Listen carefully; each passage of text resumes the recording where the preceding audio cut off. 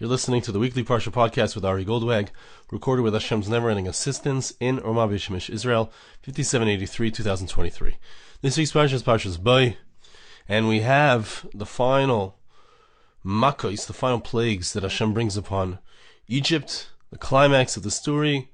The Jews are about to be sent out by Paro from their bondage in Egypt. And in the process, so of course this amazing miracle for the Jewish people occurs in the month of Nissan. Nissan is the month of miracles for the Jewish people. And the Pasuk tells us, the command, the first mitzvah of the Jewish people, Hachodesh Hazelochem, Rosh Chadoshim. This month, this very month, which represents your Geula, your redemption, this very month, which represents the Exodus, which represents the foundation of the Jewish people, the beginning of the nation of the Jewish people, this shall be your month. This is going to be the first month that you count. This is going to be the basis for the Jewish calendar. This is going to be the basis for Jewish history, is that we will live a life of miracles. We will live a life where Hashem stands up for us, protects us, and fights our enemies beside us and on our behalf. That's what the Medrash we're going to read together. We're going to see two very, very interesting pieces in the Medrash, both of which I believe have a central theme. Let's study this together. The Medrash says like this. It brings a pasuk. Mahu hein. The pasuk says, Ki meirosh tzurim erenu. Hein am levodod yishkain. From the highest peaks I will see him. It says, the pasuk in Bamidbar, they are a lonely nation. They are a nation that dwells alone. It's a pasuk. It's in the blessings of Bilam Harasha. Bilam was able to see certain things that perhaps we couldn't even see ourselves. He was able to see that the Jewish people is a unique nation that dwells alone.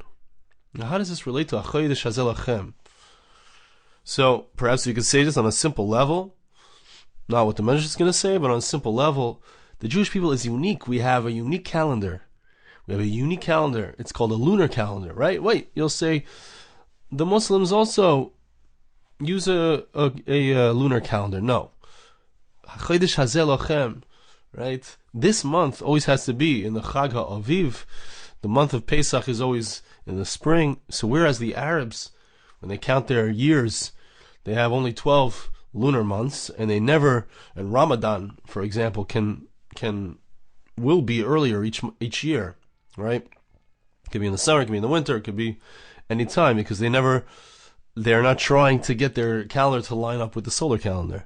The Jewish calendar is unique. It's unique. We are our own people. It's not a solar calendar, it's not a lunar calendar, it's a luni-solar calendar. It's both. Okay, that's a side point. But it says the Medrash, Mahu hen. Kala oisis mizdavkin. Pasuk says, Hein am levadod yishkain. They are a unique nation. What is the word hen? Something interesting about the word hen. Hen means they. So the two letters are hey and nun. Kala oisis mizdavkin chutz mishtei oisis halalu. All the other letters in the alphabet, in the Hebrew alphabet, they have a pair, except for these two letters, Ketzad. What does that mean? Aleph and Tes. The letter Aleph is the number 1. The letter Tes is the number 9. Harei Yud. So 1 and 9 is 10. Beis, the second letter of the alphabet. Ches, and the 8th letter of the alphabet. So you have 2 plus 8. Harei Yud. Gimel Zayin. Each of the letters has a pair. That gets it to the number 10. Gimel Zayin, Harei Yud, Dalad Vav, Harei Yud.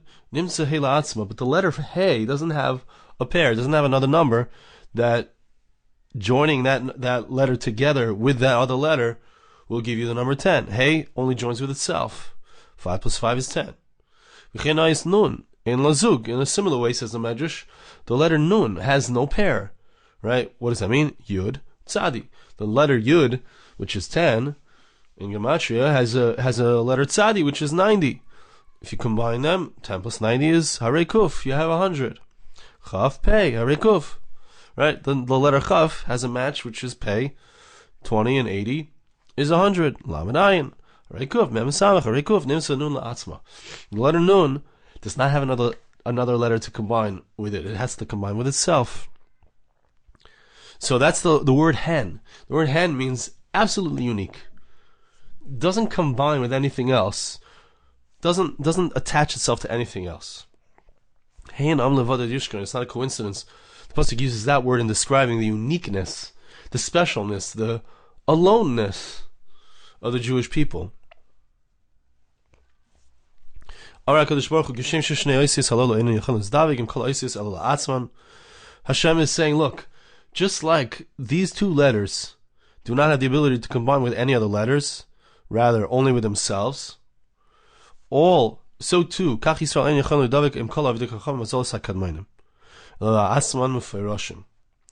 people of Israel are also unique. They have something that they're not counting their calendar, their lunar calendar, along with the Arabs. They're not counting their solar calendar along with the nations of the world, the West.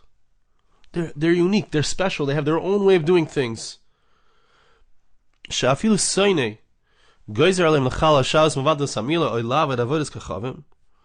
for example, if let's say the enemies of the Jewish people make a decree upon them that they need to break the Shabbos, they need to not circumcise their children, they need to serve idolatry, they prefer to be killed and not joined with them. We don't want to mix into the non-Jewish nations, our host nations around us. As the pasuk says, we are a unique nation. Hain, they are special. The word uses the word hain, which has no pair, no joining letters. They will not be counted amongst the nations. Right? So it's not a coincidence that in the UN, 90% of the resolutions of the UN Security Council is against the Jewish people. Why? Because we're trying to be part of the nations. And the nations are saying, you are not part of us. We will single you out for special treatment. You might not like it. It might not be fair. But even the nations recognize and understand that the Jewish people are special and unique. We have a different way of doing things. We are the children of Hashem. God manifests in the world through us. Nobody like us. There's nobody like us, and that's manifest. That's expressed in the words, we are a unique nation, and it's expressed in the fact that we have a unique calendar. This is a special month for you. Says the Medrash that God says like this, what am I going to do? Any enemy of the Jewish people that will decree upon the Jewish people anything, I will destroy him. Look back through history. What happened to the Romans? They killed a lot of Jews. They killed 1 million Jews. But what happened to them in the end? They're destroyed. What happened to the Spanish Inquisition? It's over. We're still here. What happened to the Holocaust? 6 million Jews, 6.25 million Jews. Terrible, terrible destruction. But where are the Nazis today? They're gone. There's another pasuk that uses the word hen, denoting again the uniqueness of the nation of the Jewish people. Hein am kalavi yakum, which means they shall rise. They are a nation that shall rise like a lion. What does it mean, they shall rise like a lion? It means, we'll see that there's two different aspects of it. One aspect of it is that we will rise up from the ashes, from the oppression, from the difficulties, from the dangers that we've experienced, and we will fight back, and we will destroy our enemies ultimately. That's one aspect of it, and we'll see also that there's this pasuk also includes an aspect where we do nothing, and Hashem does everything for us. That we just stay in our homes, and Hashem destroys our enemies for us without us taking any action. Mikanat alamed. From here we see Atamaitse. You find Ba'alem Amalek v'hargu Isay. Amalek comes to attack us, and what happens? Yoshua, who's a Mashiach ben Yosef person, he's from the tribe of Ephraim, from Yosef, he gets up and he destroys Amalek. He kills the Amaleki people who came to attack the Jewish people. So when we are attacked, we fight back. We have the power to fight back. Hashem gives us that unique power. Perhaps we could say that power is somehow embedded in HaChodesh Hazeh Lachem. HaChodesh Hazeh, as we're going to see at the end of the Medrash, this month represents the miracles. represents the fact that Hashem fights on our behalf, represents the fact that when we are oppressed, ultimately we gain the upper hand. Ultimately, Hashem destroys our enemies. We have that power. We can fight against Amalek. Bas Sisra of Araguhu, Shenemar. Sisra came and was with his army, oppressed the Jewish people. What was the end of Sisra? He was destroyed. He was killed. Shenemar Vayoham Hashem es Sisra. God caused a mehumah. He caused a confusion to Sisra and his army. They were destroyed. V'chein kol oivim, says the Medrash.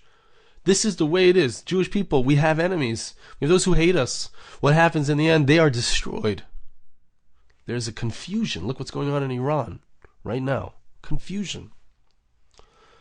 Now, where does it stem from? What's the root of this idea? Where does it come from? It comes from the exodus from Egypt. HaKadosh Baruch Hu Omer lahen, v'atem lo teitzu. Pasuk says, Hashem says, don't go out of your houses. Don't go out of your houses during Makas B'cheres. You stay in your house. The Jewish people are in their own homes, protected through their mitzvah of the Karban Pesach. They're protected there. And outside what's happening, Hashem is killing the enemies of the Jewish people. That's what the pasuk means when it says Hashem will go out to destroy Egypt. That's what it means. That the nation will get up like a lion. This nation who's special and unique, we stay inside of our homes in this context, performing a special mitzvah, Karban Pesach, shechting, slaughtering the god of the Egyptians, eating it together with matzah and maror, the mitzvah of Karban Pesach, the Seder, the first Seder night, that original night of the Exodus. Right? Through our uniqueness, we bring into the world, through our commitment to the Torah, through our commitment to mitzvahs, through our commitment to being unique and special amongst the nations of the world, we bring down a special power into the world. Heinam levadad, we are unique. Heinam kilavi yakum. We are able to destroy our enemies, sometimes through our actions, like we saw. And sometimes Hashem does it for us without the need for any action on our part. That's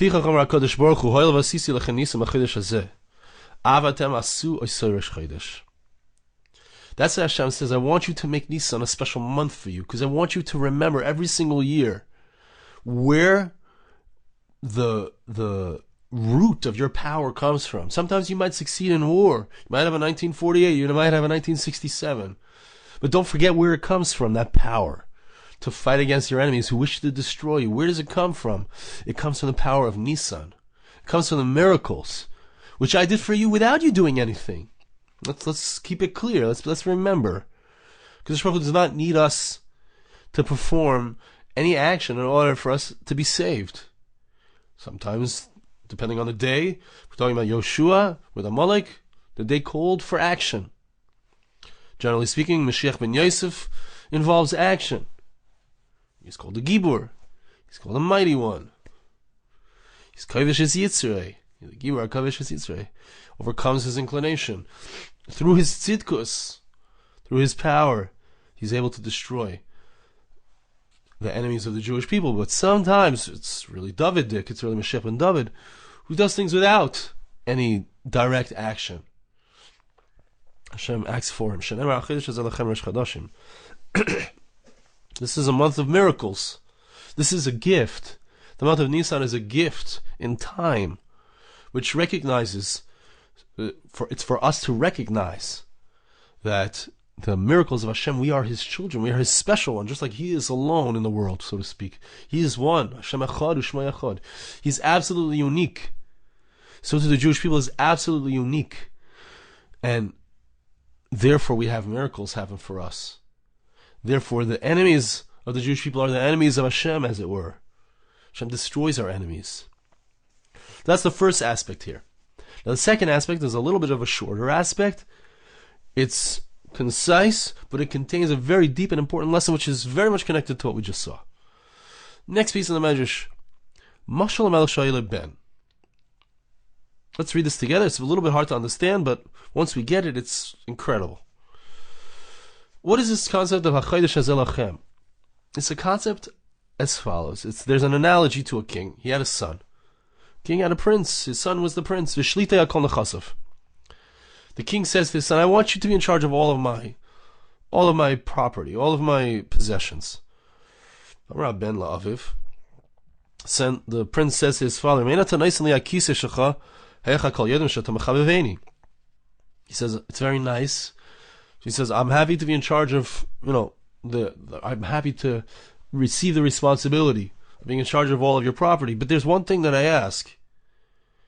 In order to be properly in charge, in order for me to do what needs to be done, I need you to give me dominion over your throne, the king's throne. Give me the throne. If I sit on the throne, everyone knows I'm in charge. Everybody knows that I'm your beloved son. I'm the chosen prince who's going to be the next king.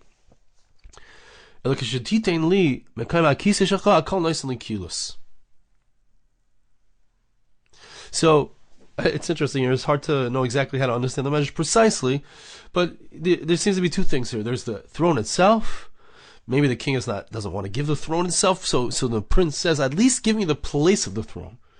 Give me the makom hakisei, where the throne rests. If you give that to me, if you give me the place where the throne rests, then I will know, then everyone will know that I'm the chosen one, that I'm the beloved one, and everyone will praise me. Now listen to this, amazing. Kach nasan Elokim la'Avraham ha'olam. We find that God gave Abraham the entire world. Avram Avinu represents the Jewish people, the chosen nation. It was given to him the whole world. What does it mean, the whole world? As I understand it, Hashem said to Avram Avinu in the story of Sodom, he said to him, how can I cover this up from Abraham? I have to let him know what I'm doing. Maybe he'll bring out my rachmanus, my mercy, my compassion. So Avram Avinu is given power over the world. Hashem wants to destroy Sodom. It's almost as if he says to Avram, he's asking his permission. Kiviyachol. Avram says, please don't kill them. Maybe there's some tzaddik, maybe there's some righteous individuals. In the end, Hashem does what he's going to do. But Avram Avinu is given dominion over the decisions of the king. Now, Avram Avinu, here's the analogy. Avram is the prince. The Jewish people are the prince. So once Hashem gave him everything, dominion over the world, so he says, listen, I want one thing. Beis Hamikdash, Tavkuf Amal, Tavkuf Ama, Lo Nasati Liklum. I want the place of the throne. I want the throne, says Avram Avinu. I want the Beis Hamikdash. I want the temple. And not only that, I want the space on which the temple is, 500 by 500 amas, right? The Beis Hamikdash itself is, if I'm not mistaken, 187 by 135 amas, right? It takes up a certain amount of space on the Habayis, on the Temple Mount. But around that is an area called Machane Leviah, which is also holy, but not as holy, right? The Beis Hamikdash itself, a Tamei Meis is not allowed to, a person who's has impurity from coming in contact with the dead, which is all of us, is not allowed to enter into the Azara, into the main sanctuary. But there's another area which is around the main sanctuary on the Temple Mount, on the Habayis, which is also holy. It's called the Makom Akisei. It's called the Machane Leviah. It's the area where in the Midbar, in the wilderness, so you had the Mishkan in the center, and then you had the Machane Leviah, you had the Levite encampment which surrounded the Mishkan. So that area had a certain Kedusha, which, if a person is matar himself, he goes in the mikvah, he's allowed to go into that area. Alright, it's permitted to go into that area. So that's called the Makom Hakisei. That's called the place of the throne. Avram Avinu says, I saw that place, right? Avram Avinu was the one, as the Meforshim explained. He went up, he did Akedas Yitzchak. He brought his son, he was ready to sacrifice his son on the Har Habayis, on the Temple Mount, on the Evan HaShasiyah, on the foundation stone of the world. He said, I want this place. This is the throne of your glory, Hashem. You need to not just give me permission, the responsibility over the world, the decisions in the world. I want something more. I want that which represents your throne. I want the space upon which your throne rests. I want the Makam HaMikdash. I want the place, which is the highest place. Whoever prays there, Kal Mispal Sham Ki'ilu Ispal Lifnei Kisei HaKavod, it's as if you've prayed in front of the holy throne of Hashem. Says the Medrash, when Avram Avinu asked, when the Jewish people asked, right, because Avram is the essence of the Jewish people, when we asked for the temple, for the space of the temple, we received it. Very interesting. It brings a pasuk talking about Yosef HaTzadik receiving an extra portion. Before Shem explain, it's a reference to the fact that it was in Yosef's portion, which stuck out into Binyamin's portion, where in Shiloh, where the Kodesh HaKadoshim, the throne of Hashem, resided for the times of the Mishkan, before the Beis Hamikdash was built. Yosef, was given that space, the place, the shoulders on which to carry the divine presence. Why? Because Avram insisted.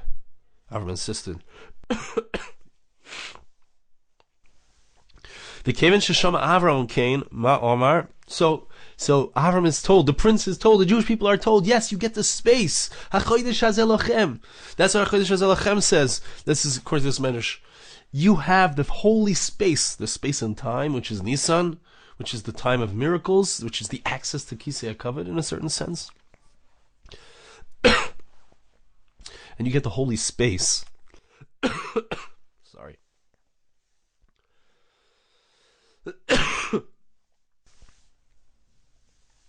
You get the holy space of the Beis Hamikdash, the Habayis, where the throne of Hashem's glory resides. Kevin Sheshama. This is how we show. This is how we know that we are unique and special. We spoke about before, unique and special, insofar as we keep Shabbos. They try to stop us from circumcision. They try to cause us to serve idolatry. We have a unique calendar. On an even deeper level, the Medrash is saying, the essence of who we are as a Jewish people is on the Habayis. It's the Makam HaMikdash. If we have the Makam HaMikdash, we have the place of the throne of Hashem, then we have proof to the world that we are His chosen ones. When Avram hears, yes, you get that space, you get the place of the Kisei HaKavod, of the holy throne, the 500 amas by 500 amas, where the Beis Hamikdash is placed, the Machane Leviah. So Avram Avinu says, God spoke in His holiness, I will rejoice. The rest of the pasuk is Achalka Shechem ve'emek Sukkos hamaded. The rest of the pasuk is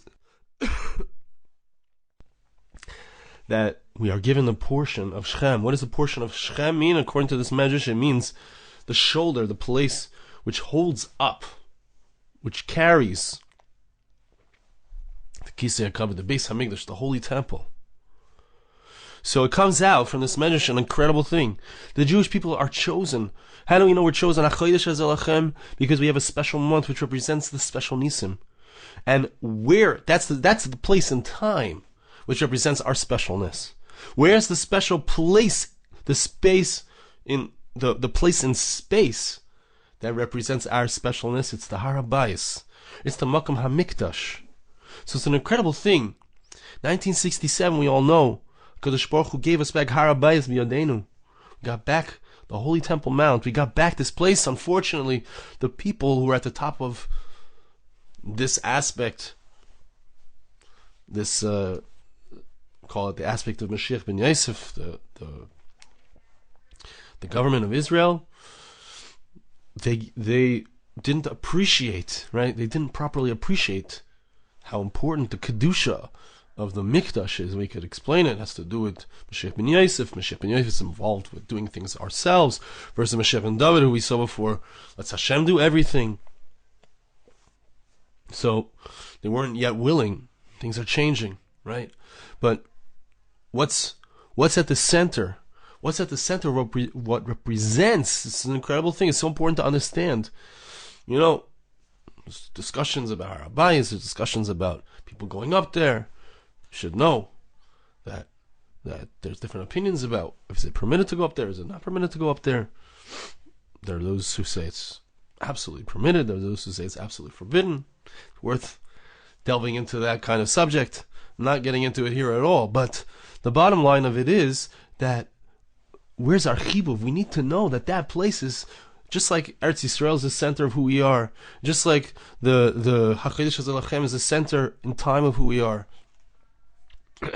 Our observances throughout the calendar connect us to HaKadosh Baruch Hu, connect us to the miracles. So too Eretz Yisrael as the center of the world, and Habayis as the center of Eretz Yisrael, as the center of and the foundation for Hashem's throne. We need to know that we need to want that place. We need to want that place. There's a wanting that has to be there. Why? Because as the prince says, I want you to prove to the world that I am your chosen one. That I am the chosen one. Hashem proves it by giving us the Parsha Hamikdash. It's not a coincidence that we have now, for the last 50 years or so, the Parsha Hamikdash belongs to us. HaKadosh Baruch Hu gave it back to us. It represents the fact that we are, Ikvis of the Mashiach, talking about the footsteps of Mashiach, where we're so close. But we need to want that place. We need to want Beis Hamikdash. We need to want to build Beis Hamikdash. We want the throne. We don't just want even the place of the throne. We want the throne itself. But this fight, this international fight about the Habayis, about the Parsha Hamikdash, is who is the chosen one of Hashem? Who is the chosen one? Who's the one, Hashakol Nissan Lekilus? Who's the one that deserves the honor and respect? Spiritually, who is the leader of the world? Whoever has that space is honored and respected as the true prince of Hashem. So we need to understand how important that place is. And it's also the root, just as Nissan is the root in time of all of the miracles that the Jewish people experience in their offensives against the nations of the world, so too the Parsha Hamikdash is the root of all of the miracles that we experience. Why? And it's the center of all of our prayers. The Kodesh HaKadosh and the Even HaShasiyah, it's the center of our prayers. Why? Because it's the Kisei HaKavod. It's the throne of Hashem's glory, and it's from there that all the miracles occur, because it's from there. It's Hashem who is behind. Hein am levadod yishkaim. We are special and unique, just like Hashem is. Hein am kilavi yakum. HaKadosh Baruch Hu is the one who will get up as a, right? Kilavi, the Beis Hamikdash is also referred to as a lion, a Riel, right? HaKadosh Baruch Hu, that's the root of all of our success, the root of all of our specialness, the root of all of our miracles is from the Parsha Hamikdash. I want to bless you, ask you to bless me. Hashem should help us to indeed be able to have this recognition, to remember where the source of our power is, the source of our success, the source of our triumphs. Hashem should help us to have that desire, that wanting, that ratzon for Parsha Hamikdash, to be in the place of Hashem's throne, for the entire world to see the praise and the love that Hashem has specifically for us, for the Jewish people. Thank you so much for listening. Have a wonderful Shabbos. This podcast was made possible through the gracious donations of listeners like you. For more podcasts like this, please visit www.arigoldwag.com or search on iTunes Ari Goldwag.